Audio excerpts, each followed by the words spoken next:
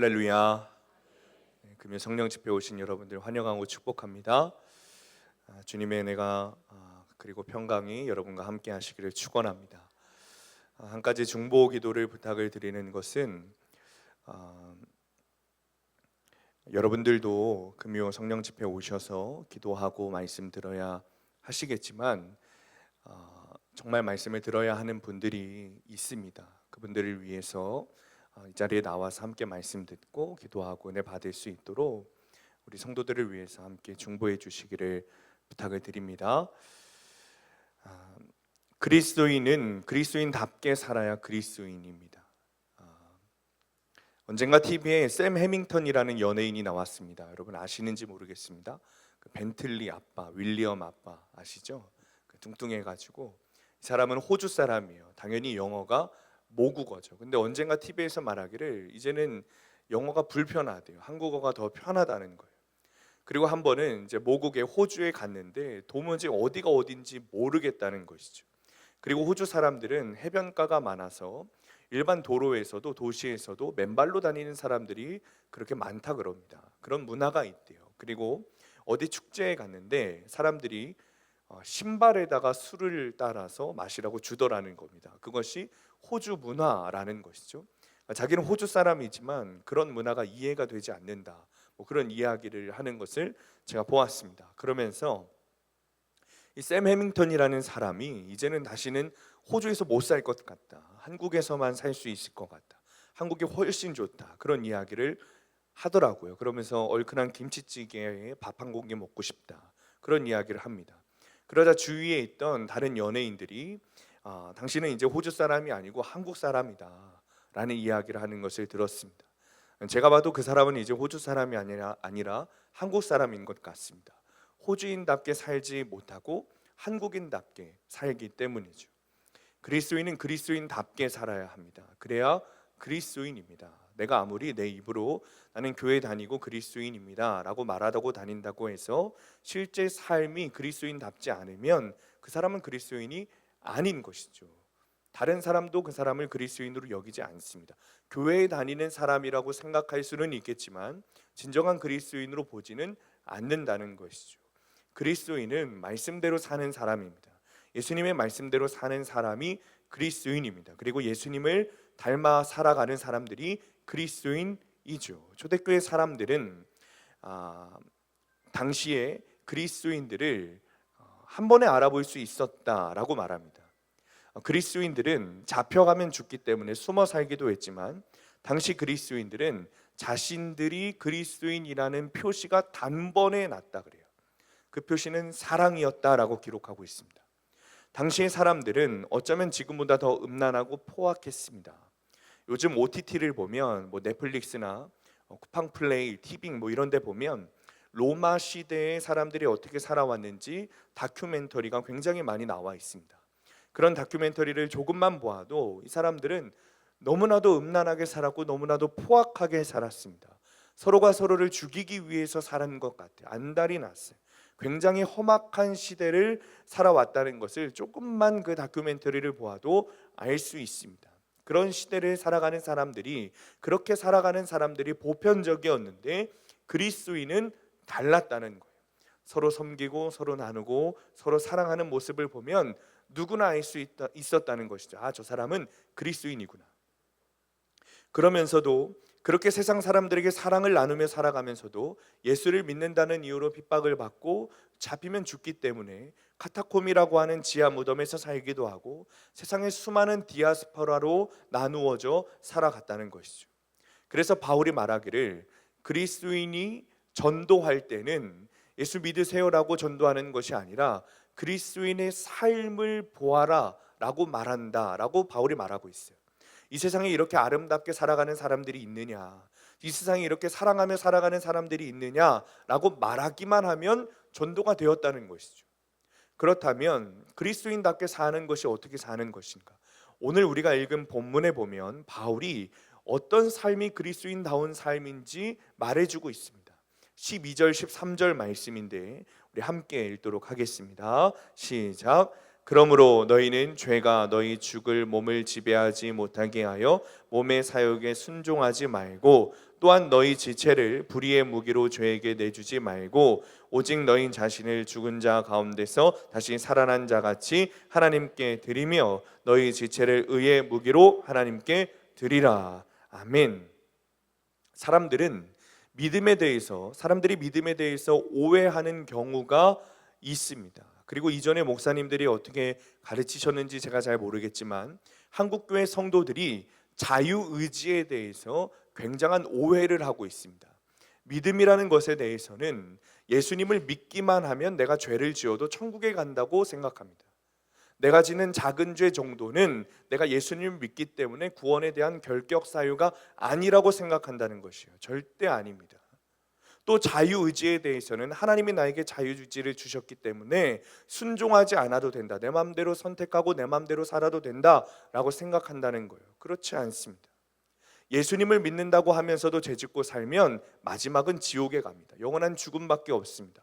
예수님을 믿는다는 것은 무슨 뜻이냐? 이제는 죄의 종노릇 하지 않고 옛사람은 죽고 예수 그리스도로 말미암아 새 사람이 되어 살아간다는 뜻이 예수님을 믿는다는 거예요. 거듭나 살아간다는 것이 예수님을 믿는다는 거예요. 나는 죽고 예수로 산다는 것이 예수님을 믿는다는 것입니다. 그런데 어떻게 우리가 죄를 지으며 살아갈 수 있어요? 그럴 수 없다는 거예요.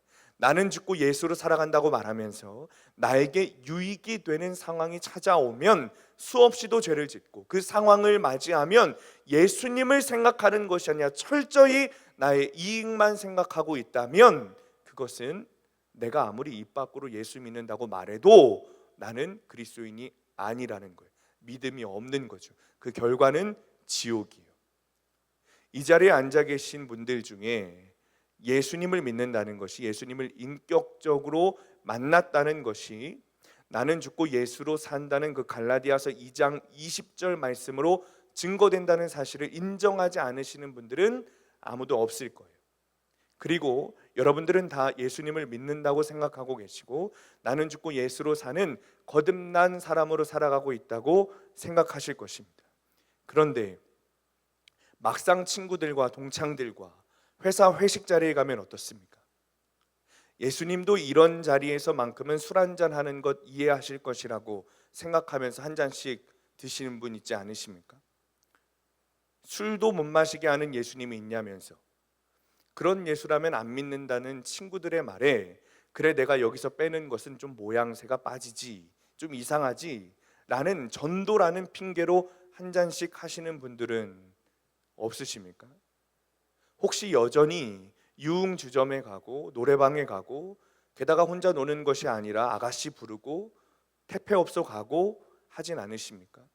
영업이라는 이유로, 본능이라는 이유로, 외롭다는 이유로, 남자라는 이유로 여러분 혹시 그렇게 하고 있지는 않으십니까? 나는 죽고 예수로 산다고 말하면서, 그리고 거듭나서 새 사람으로 살아간다고 말하는 사람들이 도대체 왜 내 앞에 있는 친구들 생각은 그렇게 하면서, 내 체면은 그렇게 생각하면서 정작 내 안에 계셔서 나의 왕이라고 말씀하시는 예수님 생각은 왜 안 하시는 것입니까? 그 자리에 예수님이 안 계신 것입니까? 그 회식 자리에 앉은, 내 옆에 앉은 예수님이 계시다는 것을 믿는다면 여러분, 그 예수님이 여러분에게 뭐라고 말씀하시겠습니까? 에이, 그런 게 어딨어, 그렇게 살면 세상 어떻게 살아? 아니요, 그렇게 사는 것이 그리스도인의 삶입니다. 세상 사람들이 야 그런 게 어딨어, 그렇게 살면 세상 어떻게 살아? 하는 그 삶을 사는 사람들이 그리스도인입니다. 여러분, 이 사실을 믿으시기 바랍니다. 또 자유의지에 대해서 말하면서 하나님이 나에게 선택권을 주셨는데 내가 무슨 선택을 하든 뭔 상관이냐라고 말씀하시는 분들이 있습니다.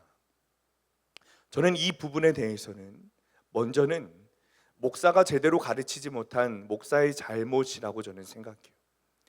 그렇다고 하더라도 순종이라고 하는 성경에서 아주 중요한 가치에 대해서 그동안 신앙생활을 하면서 여러 가지 너무나도 많은 말씀들을 들어왔음에도 불구하고 이런 생각을 한다는 것은 잘못됐다고 저는 생각합니다. 자유의지를 주셨으니 내 마음대로 선택할 수 있다 라는 그 말은 내 안에 계신 예수님이 왕되지 못하신다는 거예요. 아니요, 내 안에 예수님이 없다는 것이겠죠. 여전히 내 자아가 왕이 되어 살아가고 있다는 말씀입니다. 다시 말하면 나는 죽고 예수로 사는 것이 믿음이다 라고 생각할 때 여전히 나는 내 자아가 왕이 되어서 예수님이 왕되지 못하는 믿음 없는 사람, 한마디로 교회는 다닐지 몰라도 그리스도인은 아닌 그런 사람이라는 증거인 것이겠죠. 자유의지는 하나님이 주신 것이 맞습니다. 그러나 하나님이 자유의지를 주신 것은 우리가 하나님을 사랑하는 마음으로 우리의 자유의지를 따라 하나님을 선택하기를 바라시는 마음에 우리에게 자유의지를 주신 것입니다. 하나님께서 어거지로 어떤 선택할 여지를 주지 않으시고 하나님만 선택하도록 한다면 그것은 진정한 영광이 될 수 없습니다.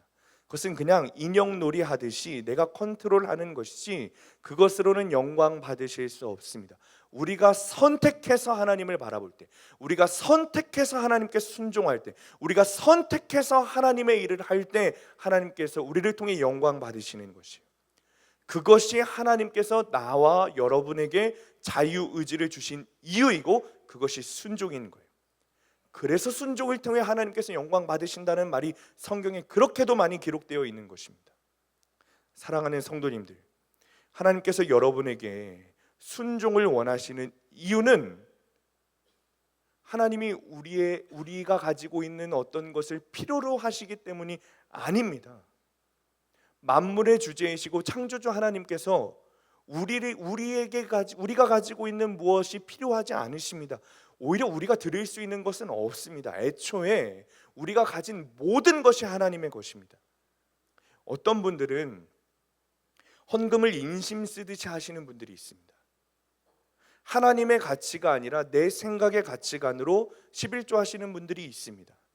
내 소득에 대해서 온전하게 11조 하지 않고 내가 얼마를 벌든 그냥 내가 정해놓은 금액으로 11조가 아니라 월정 헌금을 드리면서 11조라고 말하는 분들이 많이 있습니다. 아니요, 여러분, 그거 아닙니다. 주님께서 우리에게 순종을 원하시는 이유는 주님이 우리에게 무언가 필요하셔서가 아닙니다. 하나님을 사랑하는 마음, 하나님이 나의 주권자이시라는 마음, 나의 모든 것이 하나님이시라는 믿음을 받으시기를 원하시는 거예요. 그 순종을 통해 내가 너의 왕이구나 라는 것을, 그 영광을 받으시기 위해 우리에게 순종을 원하시는 것입니다. 많은 사람들이 복음에 대해 말하면서 이런 분들이 있으세요. 조금 약한 복음, 순화된 복음을 전해주시면 안 되겠습니까? 특히 주일 예배는 그렇게 해야 되는 것 아닙니까? 라고 말씀하시는 분들이 있습니다.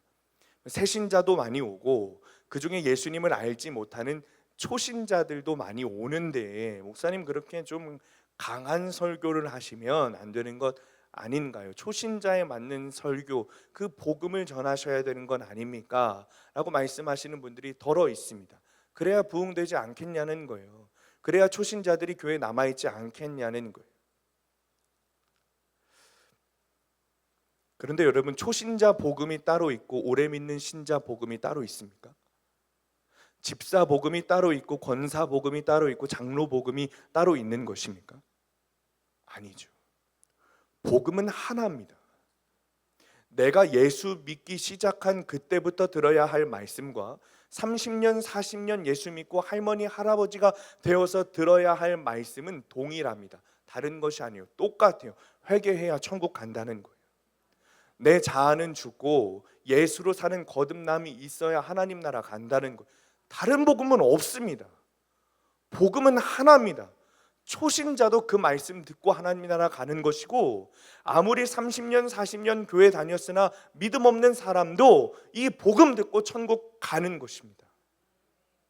12절 13절의 말씀처럼 몸의 사욕에 순종하지 않고 우리 몸을 하나님의 의의 무기로 하나님께 드리는 것은 저절로 되지 않습니다. 아마도 많은 분들이 나 예수 믿는데 왜 이렇게 순종이 되지 않을까? 나 예수 믿는데, 나 진짜 예수 믿는데 왜 의의 종이 되지 않을까라고 생각하시는 분들이 아마 있으실 것 같아요. 우리가 저절로 하나님께 순종하게 되는 것이 아닙니다. 우리가 예수님을 믿고도 마음으로 육신을 따라가기를 선택한다면 성령님은 어떻게 하실 수 없어요. 우리 안에 계신 성령님께서 근심하실 뿐이죠. 우리에게 주어진 자유의지로 죄가 아니라 하나님을 선택하는 순종을 할 때 의의 종이 되는 거예요. 여러분, 우리가 죄를 지어서 교도소에 수감되는 것은 우리 마음과 상관없이 강제적인 일이겠죠. 그러나 우리가 술집에 가고 안 가는 것은 우리 마음이 결정하는 것입니다. 오늘 금요 성령 집회에 참석한 것 또한 우리 마음이 결정한 것이죠. 결국 우리 인생은 누구에게 순종하는가, 어떤 왕에게 순종하는가, 거기에 달려 있는 것입니다. 평생 죄의 종노릇하면서 세상 왕인 사탄에 순종하며 살 것인지, 아니면 하나님이시라고 하는 그 유일한 만물의 주제 되신 그 창조주 하나님, 그 한 분 왕에게 순종하며 살 것인지, 우리 인생은 거기에 달려 있는 거예요. 17절 18절 말씀, 오늘 본문은 아닙니다. 뒤에 말씀인데 함께 읽겠습니다. 시작. 하나님께 감사하리로다. 너희가 본래 죄의 종이더니 너희에게 전하여 준 바 교훈의 본을 마음으로 순종하여 죄로부터 해방되어 의에게 종이 되었느니라. 아멘. 저는 목사가 된 지 얼마 되지는 않았지만 이제 한 7년 됐어요. 그런데 그 짧은 기간 시간에 이런 분들을 많이 봤습니다. 목사님, 저는 자유합니다 라고 말하는 분들을 많이 봤어요. 예수님 믿고 자유하게 되었다는 거예요. 자유의지와는 또 다른 것이죠. 특별히 어떤 말씀을 하시냐면, 목사님, 저는 죄에 대해서 자유하고 율법에 대해서 자유합니다. 들은 것은 있으신 것 같아요. 지식은 있어요. 그러면서 하시는 말씀이, 내가 술 먹고 담배 피고 하지만 그것들에 대해서 누가 정죄하거나 비판하는 것에 대해 나는 자유합니다. 목사님, 저는 그런 거 신경 안 써요. 하나님은 이런 나를 정죄하지 않으시고 자유하게 두셨기 때문에, 그래서 내 안에 예수님 계시니까 이제는 그런 비판과 정죄에 대해서 자유합니다 라고 말씀하시는 분들을 굉장히 많이 봤습니다. 짧은 기간 목회하면서 되게 많이 들었어요. 그러니까 얼마나 많은 성도들이 이런 생각을 가지고 있을까라는 그런 생각을 저는 하게 되는 거죠. 아니요, 자유는 그런 것 아닙니다. 성경에서 말하는 자유는 죄에 대해서 자유하다는 뜻입니다. 아무리 죄가 유혹하고 사탄이 나를 유혹해도 이제는 그 죄의 유혹에 내가 자유하다는 뜻입니다. 그런 자유가 아니란 말이에요. 이제 죄의 종노릇하는 것에 대해 나는 자유해졌습니다 라고 말하는 것이 성경에서 말하는 자유입니다. 성경에서 말하는 자유는 내 자아가 예전에는 늘 사탄에 묶여서 이리 끌려다니고 저리 끌려다니고 하나님의 것, 선한 것 선택하지 못하고 맨날 죄 선택하고 습관적인 죄를 짓고 중독적인 것을 요구하고 악한 것을 선택하던 그 매임에 대해 자유하다는 뜻인 거예요. 그래서 그것으로부터 자유해서 성경에서 말하는 자유는 하나님의 것을 선택할 수 있는 자유가 이제 나에게 있다는 거예요. 성경에서 말하는 자유에 대해서 남용하지 말고 오용하지 말고 정확하게 우리가 이해해야 합니다. 율법으로부터 자유하다는 것은, 여러분, 유대인들이 613개의 세부 조항을 만들어서 그것을 다 지키지 않으면, 그 중에 하나라도 빠짐없이 지키지 않으면 지옥에 간다라는 말에 대해서 반박하고, 그런 형식적인 것들이 아니라 예수 믿으면, 그래서 내가 예수님을 왕으로 모시고 살면 구원받는 것에 대한 자유를 말하는 것입니다. 이것이 성경에서 말하는 자유예요. 더불어서, 그렇다면 예수님 믿으면 율법 안 지켜도 되는 것입니까? 아니요, 그렇지 않아요. 그전에는 그전에는 내가 예수님 만나기 전에는 옛사람에 묶여 있을 때는 예수님이 내 안에 계시지 못하니 하나님의 사랑을 알지 못하니 율법을 지키는 것이 너무 힘들고 어렵고 억압받고 무겁게 느껴졌지만 이제는 아니라는 거예요. 예수님이 내 안에 계시고 하나님의 사랑을 알게 되고 나도 하나님을 사랑하게 되니 주님을 사랑하는 마음으로 율법을 지키게 된다는 뜻인 거예요. 율법에 대해서 자유하다는 것은 말씀대로 순종하지 않고 율법을 안 지킨다는 말이 아니라 주님을 사랑하는 마음으로 신앙생활하고 주님을 사랑하는 마음으로 예배를 드리고 주님을 사랑하는 마음으로 말씀을 보고 기도하고 찬양하고 헌금하고 말씀대로 살아간다. 그렇기 때문에 내 안에 자유함이 있다라는 뜻이 성경에서 말하는 율법에 대한 자유입니다. 여러분, 억압되어 율법을 지키는 것이 아니라 주님을 사랑하는 마음으로 기쁘게 말씀대로 살아가는 것, 그것이 그리스도인답게 사는 것이죠. 그래서 바울이 뭐라고 말하냐면 이제 내가 12절 13절의 말씀처럼 내가 자유함으로 주님께 나를 의의 무게로 드릴 수 있게 되었다. 자, 그렇다면 어떻게 이렇게 살아갈 수 있는 힘이 나에게 주어지는가? 어떻게 하면 정말 그리스도인답게 살 수 있는 것인가? 순종하며 사는 힘이 어떻게 하면 내 안에 있을 수 있는가? 12절 13절 말씀을 보면 특별히 12절 가장 앞에 그러므로라고 말하고 있어요. 그러므로. 그러니까 그러므로라는 뜻이 뭐죠, 여러분? 그러니까 앞의 내용과 이어진다는 뜻인 거예요. 앞에 12절 위에 있는 내용들이 그러므로의 원인이 된다, 근거가 된다라는 뜻인 거죠. 그러니까 12절에 그러므로 너희는 죄로 너희 죽을 몸의 왕노릇하지 못하게 하여 몸의 사욕을 순종치 말고 라고 했다면, 그러니까 몸의 사욕에 순종하지 않을 수 있는 힘, 예수님께 순종할 수 있는 힘, 그리스도인답게 사는 힘이 무엇인가? 그러니까 그러므로라는 말 앞에 나타나 있다는 뜻입니다. 그 힘이 3절부터 11절까지 나와 있는데 그 중에 5절 말씀만 함께 있습니다. 5절 시작. 만일 우리가 그의 죽으심과 같은 모양으로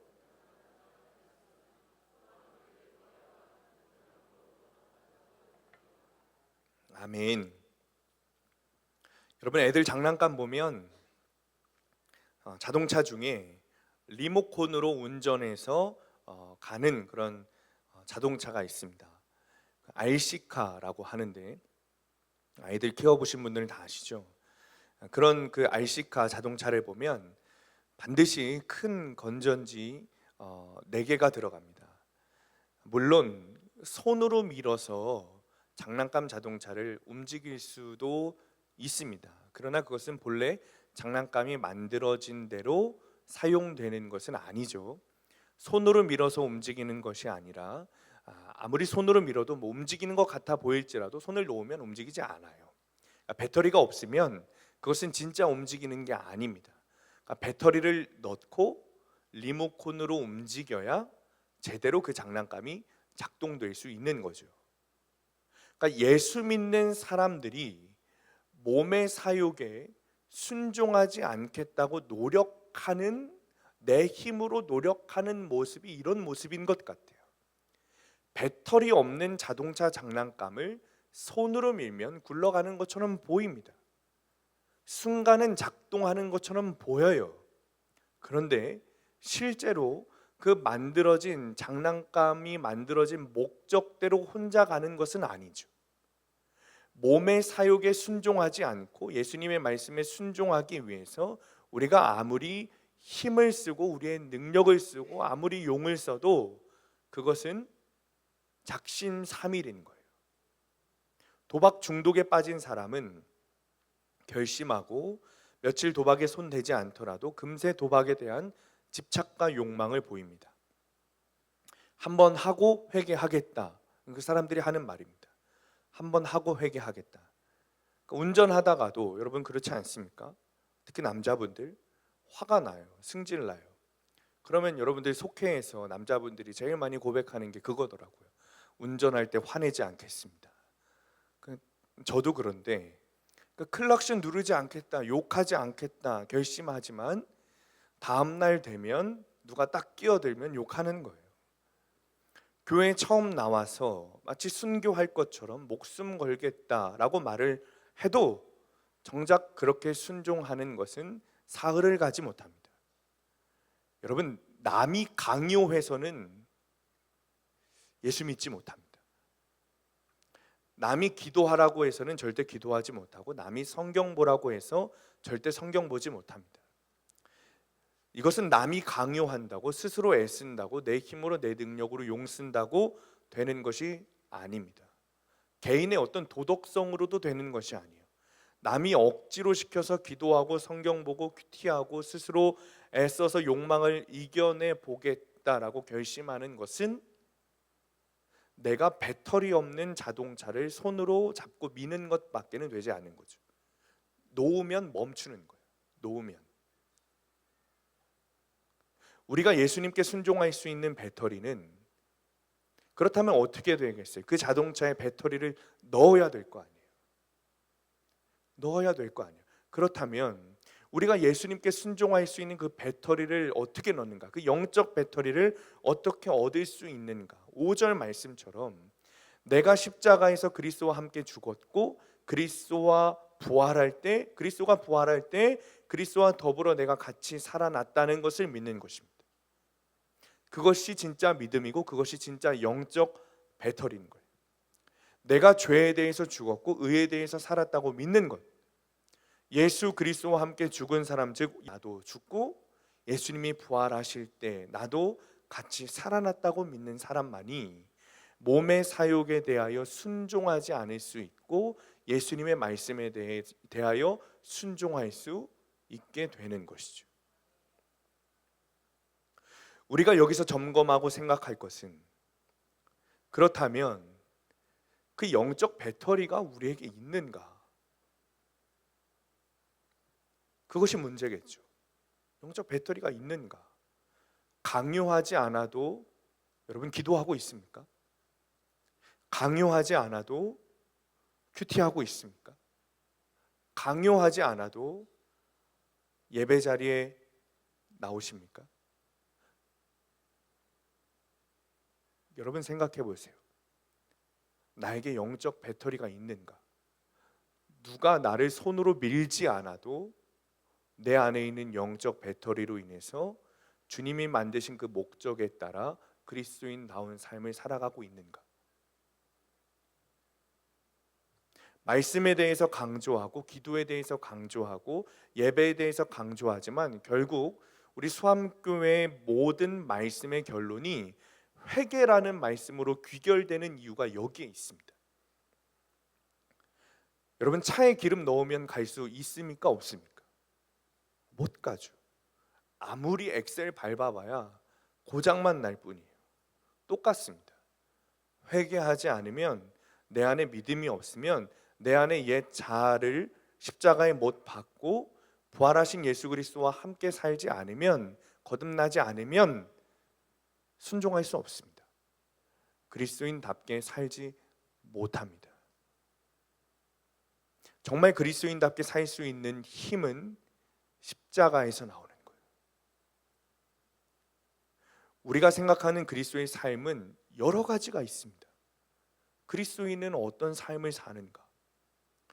그런 모습들은 도덕적인 삶일 수도 있겠고, 사랑하며 사는 삶일 수도 있겠고, 남들에게 좋은 것을 나눠주는 삶일 수도 있겠고, 어떤 사람들은 청빈하게 사는 삶이 그리스도인답게 사는 삶이라고 하기도 합니다. 그런데 그런 겉모습은 해수면 위에 올라와 있는 빙산의 일각뿐인 것이요. 남극과 북극에 보면 빙산이 있어요. 빙산, 얼음산이죠. 아주 거대합니다. 굉장히 큽니다. 그런데 학자들이 말하기를 우리가 눈으로 보는 그 빙산은 말 그대로 빙산의 일각 9분의 1 정도밖에 되지 않는다 그래요. 그 큰 빙산이 9분의 1 정도만 눈에 보이고 해수면 밑에, 바다 밑에는 9분의 8이 바다 밑에 있다는 거예요. 저 사람은 정말 욕심대로 살지 않아. 저 사람은 정말 탐욕이 없어. 저 사람은 정말 예수님의 말씀대로 그렇게 순종하며 사는 사람이야. 저 사람은 어떻게 저렇게 매일매일 큐티하지? 라고 말하는 사람의 저변에는 십자가가 있습니다. 십자가가 있어요. 그 사람은 십자가와 더불어 죽은 사람이고, 더불어 예수 그리스도의 부활에 나도 같이 예수님과 함께 사는 사람입니다. 그렇기 때문에 욕심내지 않는 사람이 되는 것이고, 매일 큐티하는 사람이 되는 것이고, 순종하며 사는 사람이 되는 것이죠.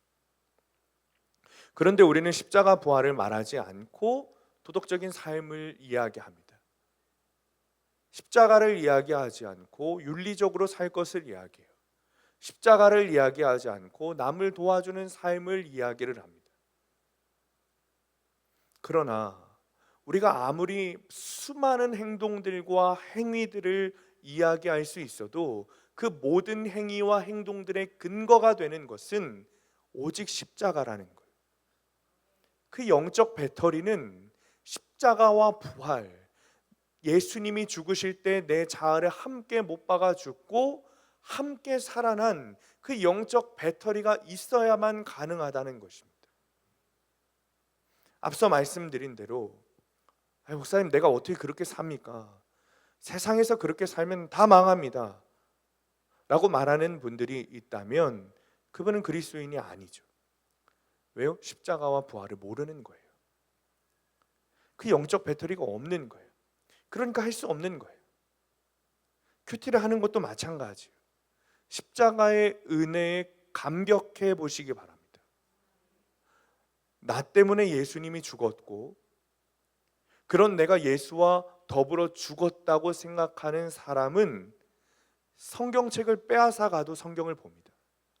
큐티책을 빼앗아 가도 말씀 묵상하게 되어 있어요. 내가 큐티하지 않는 이유는 십자가라는 배터리가 내 안에 없기 때문입니다. 김은국 목사님 십자가 책에 보면 이런 글이 있습니다.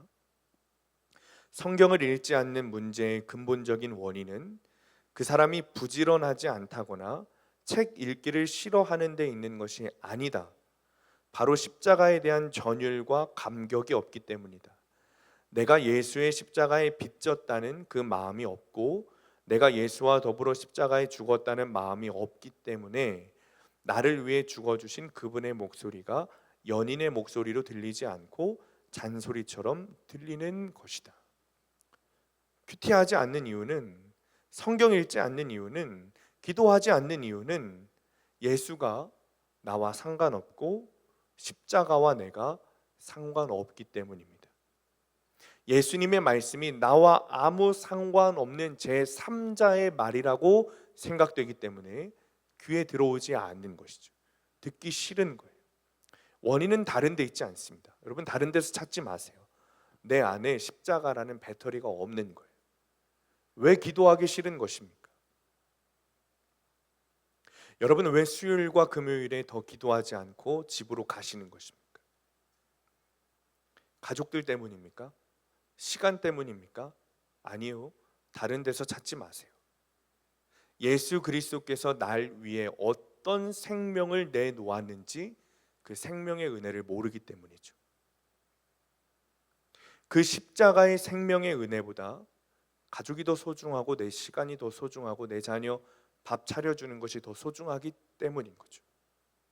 예수님이 나의 생명의 은인이라는 생각이 없기 때문에 그렇습니다. 수년 전에 우리나라에 이런 기사가 있었습니다.